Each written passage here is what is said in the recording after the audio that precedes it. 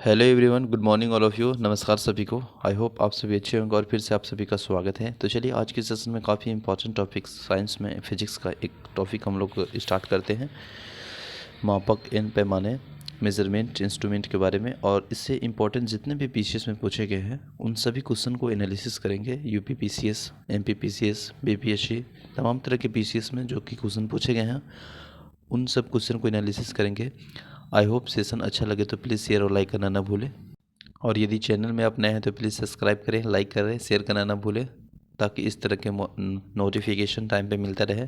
तो चलिए स्टार्ट करते हैं हम लोग क्वेश्चन नंबर 1 से, ठीक है ना। कुछ इंपॉर्टेंट फैक्ट देख लेते हैं, उसके साथ हम लोग क्वेश्चन नंबर 1 से स्टार्ट करते हैं। काफ़ी इंपॉर्टेंट क्वेश्चन है और सभी प्रीवियस ईयर है, तो आप समझ सकते हैं previous is most important question for basic examination point of view.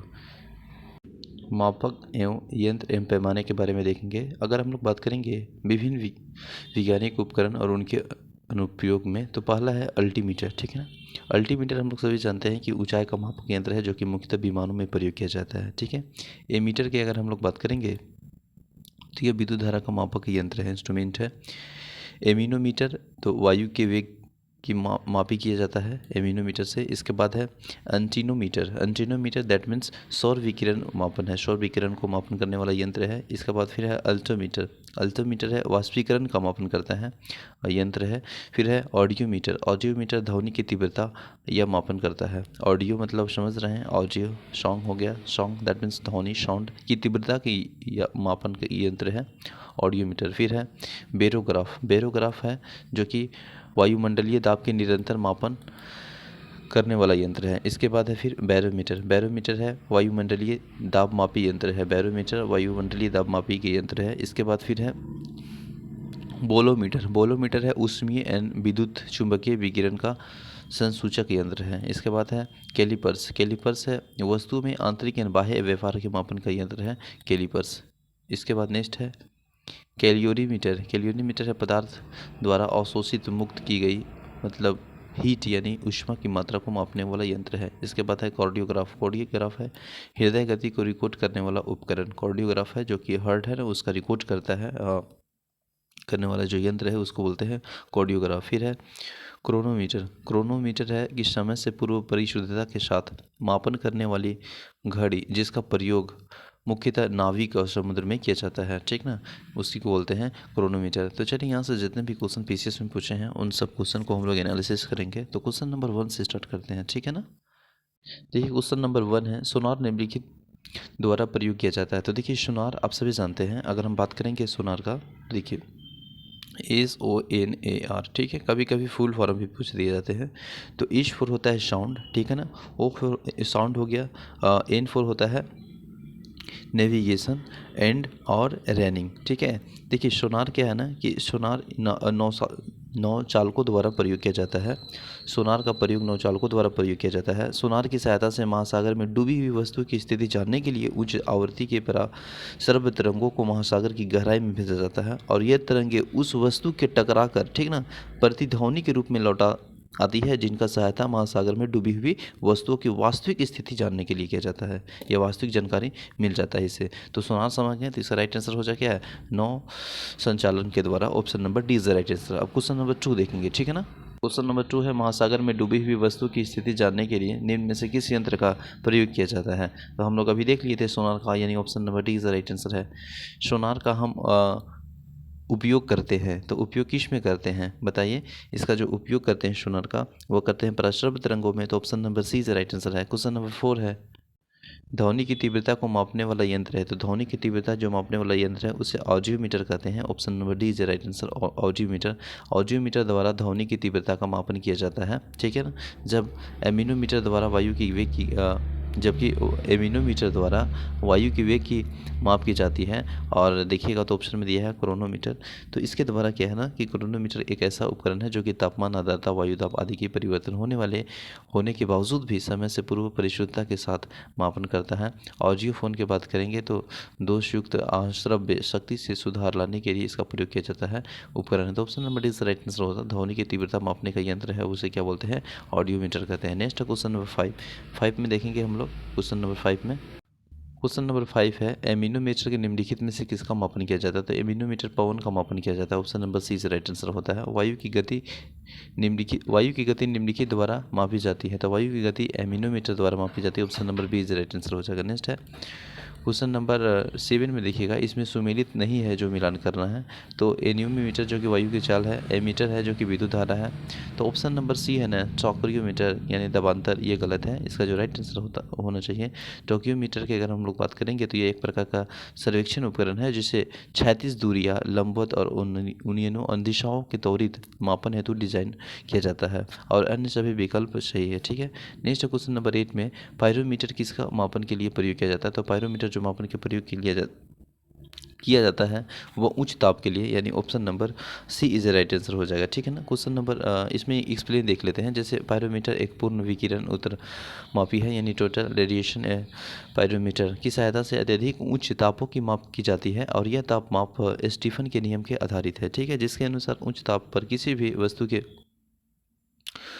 उत्सर्जित विकिरण की मात्रा उसके परम ताप के चतुर्थ घात के अनुक्रमानुपाती होता है और इसकी सहायता से दूर की वस्तु की यथा सूर्य आदि के ताप को मापन किया जाता है। इस तापमान से लगभग 800 डिग्री सेंटीग्रेड से नीचे ताप नहीं मापते हैं, क्योंकि इसमें कम ताप पर वस्तुएं ऊष्मीय विकिरण का उत्सर्जन नहीं करता है। अब देखेंगे क्वेश्चन नंबर 6 में। ठीक है ना।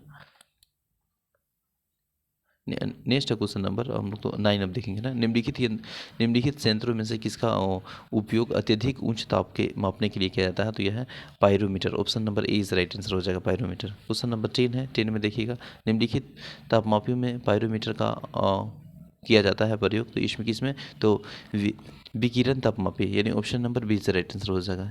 वह थर्मामीटर जो 2000 डिग्री सेंटीग्रेड मापने हेतु उपयुक्त हो रहा है तो वह है पूर्ण विकिरण पैरामीटर। ऑप्शन नंबर सी से राइट आंसर हो जाएगा। नेक्स्ट क्वेश्चन नंबर 12 में देखिएगा, पायरियोमीटर का प्रयोग निम्नलिखित में से किस मापन के लिए प्रयोग किया जाता है?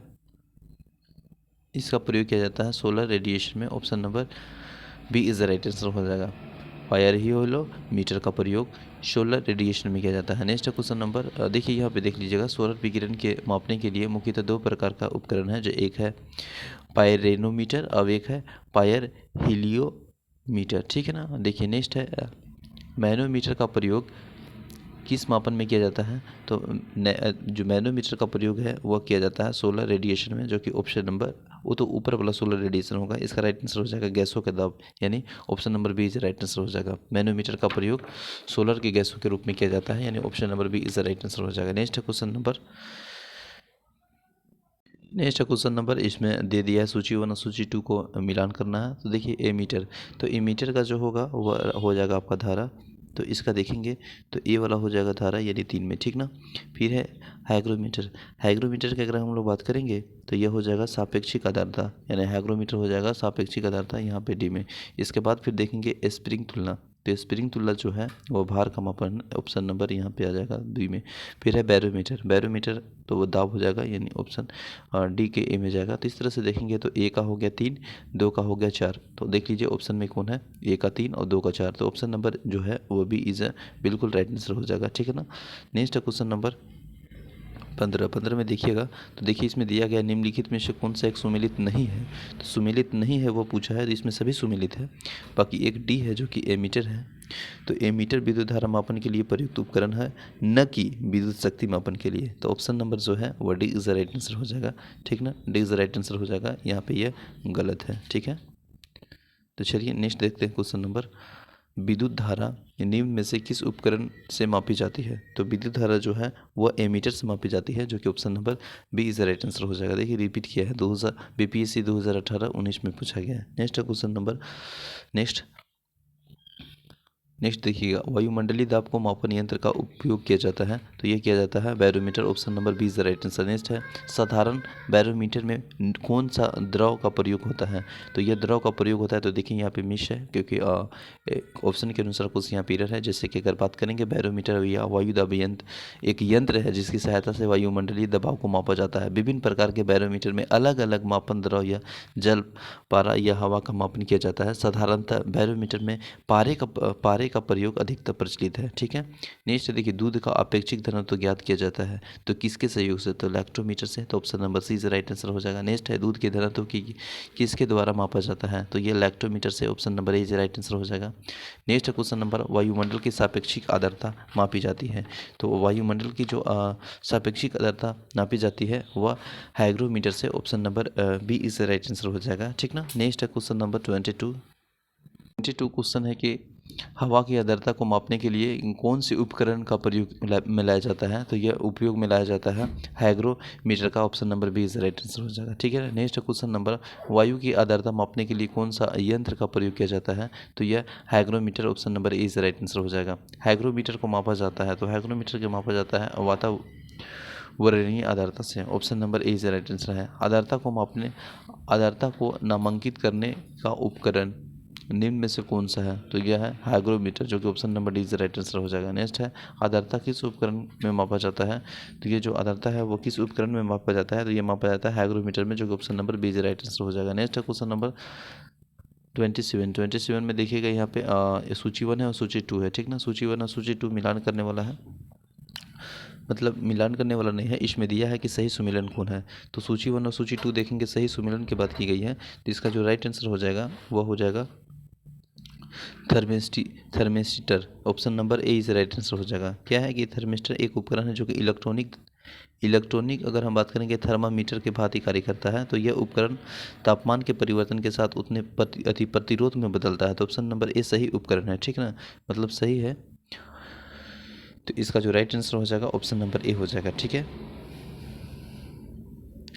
बाकी ये सब गलत है। ठीक ना। जैसे रक्तचाप के लिए मापने के लिए लक्स मीटर का प्रयोग किया जाता है, वैसा तो नहीं है, तो इसका option number A right answer होता है। ब्लड प्रेशर के लिए सिस्मोग्राफर का प्रयोग किया जाता है, यहाँ पे जो भी दिया है, ठीक ना, ये वाला दिया है, तो ये ब्लड प्रेशर का उपयोग किया जाता है, जबकि सोने की शुद्धता के मापन के लिए दिया गया है। ठीक है, तो option number A is right answer हो जाएगा। ठीक है, सॉरी आई मिस कर दिए यहाँ पे, माफ़ कीजिएगा। यहाँ पे जो राइट आंसर हो जाएगा ना, वह यहाँ पे मिलान करना था, मैंने क्वेश्चन नंबर ये को सोच लिया था ना, माफ़ कीजिएगा, इसका सोच लिया था 27 नंबर क्वेश्चन का, तो इसका राइट आंसर हो जाएगा ऑप्शन नंबर ए, ये सही है। अब 28 में देखते हैं। देखिए 28 में मिलान करना था, मैंने सही सोच लिया कि कौन गलत है। ठीक ना। तो देखिए इसका जो राइट आंसर हो जाएगा, जैसे अब सिस्मोग्राफर है तो ब्लड के अति रूप में है, तो इसका ए हो जाएगा। ठीक ना।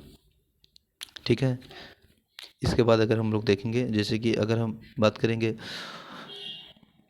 कैरोटोमीटर, तो कैरोटोमीटर है जिसका उपयोग किया जाता है सोने की शुद्धता में, तो ऑप्शन नंबर यहाँ पे ये आ जाएगा। ठीक ना। इसके बाद फिर अगर हम लोग देखेंगे तो आपका जो है लक्स मीटर का उपयोग किया जाता है, वह किया जाता है प्रकाश की तीव्रता को मापने में, तो यहाँ पे ये हो जाएगा। इसके बाद बच गया स्टेथोस्कोप, तो स्टेथोस्कोप जो है वह उपयोग किया जाता है हृदय की ध्वनि में, तो इसका ऑप्शन नंबर ए हो जाएगा। तो देखिएगा इस तरह से देखेंगे तो इसका जो राइट आंसर हो जाएगा ऑप्शन नंबर सी हो जाएगा। ठीक ना। इस 19 में रक्तचाप मापने के यंत्र को नाम है, तो यह है सिस्मोमैनोमीटर, तो ऑप्शन नंबर जो है वह भी इज राइट आंसर है। नेक्स्ट है क्वेश्चन नंबर, नेक्स्ट है देखिए, निम्नलिखित में से किसे 1500 सेल्सियस से अधिक ताप मापने हेतु प्रयोग में लाया जाता है, तो वह है pyrometer. Option number D is right answer हो जाएगा। ठीक है ना। देखिएगा क्वेश्चन नंबर नेक्स्ट है, प्रकाश की तीव्रता मापने के लिए जिस उपकरण का प्रयोग किया जाता है, उसे क्या कहते हैं, उसे लक्स मीटर कहते हैं। Option number C is right answer है। देखिए रडार का उपयोग आता है, तो रडार का उपयोग हम लोग किस में उपयोग करते हैं, तो रडार का जो उपयोग करते हैं वह करते हैं रेडियो तरंग अणुवस्तु की स्थिति ज्ञात करने में, यानी option number C is right answer हो जाएगा। रेडियो तरंग तथा वस्तु की स्थिति ज्ञात करने में option number C is right answer हो जाएगा। ठीक है ना। क्वेश्चन नंबर नेक्स्ट है, देख लीजिए, निम्नलिखित में से किस रिएक्टर पैमाने का मापन जाता है, तो रिएक्टर पैमाने का मापा जाता है भूकंप की तीव्रता में। Option number C is right answer हो जाएगा। ठीक है, नेक्स्ट क्वेश्चन नंबर 34 में देखेंगे हम लोग। 34 में अगर बात करेंगे भूकंप की तीव्रता का मापन किया जाता है, तो भूकंप की तीव्रता का मापन किया जाता है रिक्टर पैमाने पर।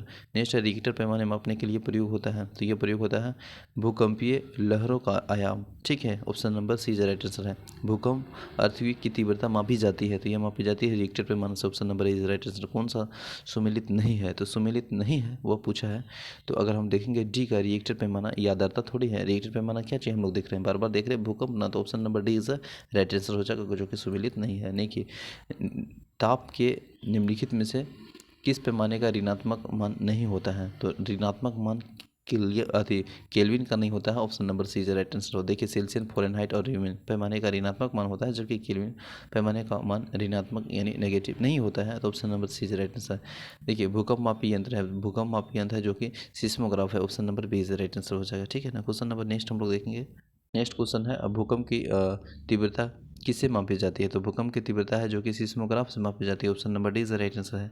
देखिए नेक्स्ट है किसके द्वारा भूकंप की तीव्रता का मापन किया जाता है। तो वह सिस्मोग्राफ के द्वारा। Option number is right answer है। सिस्मोग्राफ क्या रिकॉर्ड करता है। तो सिस्मोग्राफ जो रिकॉर्ड करता है ना वह भूचाल को रिकॉर्ड करता है, यानी option number C is right answer हो जाएगा। ठीक ना। Option number C is right answer हो जाएगा। नेक्स्ट है क्वेश्चन नंबर 43 में देखिए मिलान करना है। अगर मिलान करना है तो देखिए भूकंप हम लोग बार बार देख रहे हैं, किसका देख रहे हैं बताइए। भूकंप हम लोग देख रहे हैं किसका, सिस्मोग्राफ का। तो वो ए का तो यहाँ पे आ जाएगा ना, ए का यहाँ पे आ जाएगा। ऊंचाई की अगर हम लोग बात करेंगे तो ऊंचाई को अल्टीमीटर है, यानी ऑप्शन नंबर यहाँ पे आ जाएगा। विद्युत धारा, तो विद्युत धारा के देखेंगे तो विद्युत धारा ए मीटर से होता है, तो यह ए हो जाएगा। अब प्रतिरोध तो ओम ओम ओम आप सभी जान रहे हैं। तो इस तरह से देखेंगे तो इसका जो राइट आंसर हो जाएगा वो ऑप्शन नंबर ए हो जाएगा। ए भी क्यों कि ए का 2 हो गया, तो ए का 2 यहाँ पे हो गया सिस्मोग्राफर जो कि भूकंप बोला है। ठीक ना। तो चलिए नेक्स्ट क्वेश्चन हम लोग देखते हैं 44। ओके 44 में देखिएगा क्वेश्चन नंबर 44। तो 44 में दिया है कि फेदोमीटर, तो फेदोमीटर यहाँ पे मिलान करना है। ठीक ना। तो फेदोमीटर का प्रयोग किस में करते हैं। तो फेदोमीटर का प्रयोग समुद्र की गहराई में करते हैं। तो समुद्र की गहराई में करते हैं तो ऑप्शन नंबर जो ए है उसका हो जाएगा 4। तो ए का जो हो जाएगा वो 4 हो जाएगा। ठीक ना। ए का 4 हो जाएगा। इसके बाद फिर हम लोग देखेंगे दूसरा में है बैरोमीटर। तो बैरोमीटर का जो प्रयोग करते हैं वायुमंडलीय दाब में करते हैं, तो इसका जो हो जाएगा वो यहाँ हो जाएगा।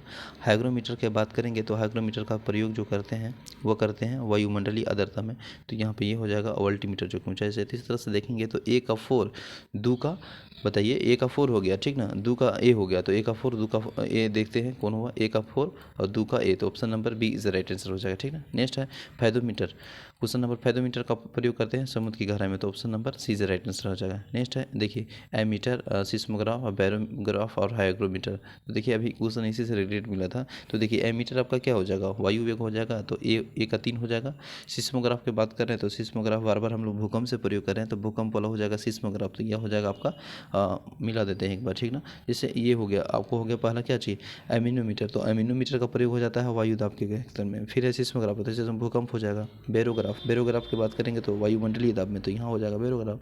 फिर है हाइग्रोमीटर, तो इसमें एक बच गया तो आधा मिला दीजिए। तो इस तरह से देखिएगा तो एक का हो गया 3, 2 का हो गया 1, ए का 3 2 का ए का 3 2 का ए। तो इस तरह option number D is right answer हो जाएगा। ठीक ना। क्वेश्चन नंबर नेक्स्ट हम लोग देखेंगे। देखिए नेक्स्ट है क्वेश्चन नंबर, यहाँ पे दिया गया कि कौन सा सुमेलित नहीं है। तो देखिए सुमेलित नहीं है तो अगर हम बात करेंगे ऑप्शन नंबर देखिए पहला के देखेंगे तो आपका है मैनोमीटर दाब का। ठीक है। कार्ब्यूरेट ये हो आंतरिक दहन इंजन हो गया। कार्डियोग्राम जो कि हृदय यानी हार्ट का गति। ठीक ना। अब देखिए सिस्मोमीटर है। सिस्मोमीटर जो प्रयोग किया जाता है वो भूकंप के लिए किया जाता है ना। तो यहाँ पे क्या दिया है पृष्ठल की वक्रता। तो इसका जो पृष्ठल की वक्रता, तो option number D is right answer हो जाएगा। क्योंकि देखिए सिस्मोमीटर है वह यंत्र है भूकंप की तरंगों की तीव्रता मापने के लिए, तो ये तो गलत दिया गया है। तो option number D is right answer है। नेक्स्ट क्वेश्चन नंबर यहाँ पे दिया गया है कि जो कि मापन के फेनोमीटर का उपयोग किया जाता है। तो फेनोमीटर का उपयोग किया जाता है, तो ऑप्शन में देखेंगे तो उस तरह से दिया है। तो देखिए एक्सप्लेनेशन में क्या है, फेनोमीटर का प्रयोग ध्वनि की तीव्रता के संदर्भ में आवृत्ति में मापन में होता है। तो ऑप्शन नंबर जो इसमें है क्लियर, इसलिए यहाँ पे डाउट है। इसका बाद देखेंगे झूठ का पता लगाने के लिए किस उपकरण का प्रयोग किया जाता है। तो है polygraph. Option number A is right answer हो जाएगा। पॉलीग्राफ झूठ का पता लगाने के लिए। पायरोमीटर होता है उच्चता मापन के यंत्र होता है। गायरोस्कोप होता है घूमती हुई वस्तु की गति मापने के यंत्र होता है। कायमोग्राफ होता है शरीर की क्रियाओं की ग्राफ द्वारा निरूपित करने या यंत्र को, जैसे रक्तचाप या हृदय की धड़कन के लिए। ठीक है ना। क्वेश्चन नंबर नेक्स्ट है देखिए नेक्स्ट, अब देखिए नेक्स्ट टॉपिक आ जाता है। तो आई होप आपको सेशन अच्छा लगा होगा। तो चलिए अब हम लोग नेक्स्ट डे में नेक्स्ट टॉपिक के साथ मिलते हैं। तब तक के लिए बने रहें। आप नए हैं तो चैनल को सब्सक्राइब करें, लाइक करें, शेयर करना ना भूलें। Thank you everyone. जय हिंद।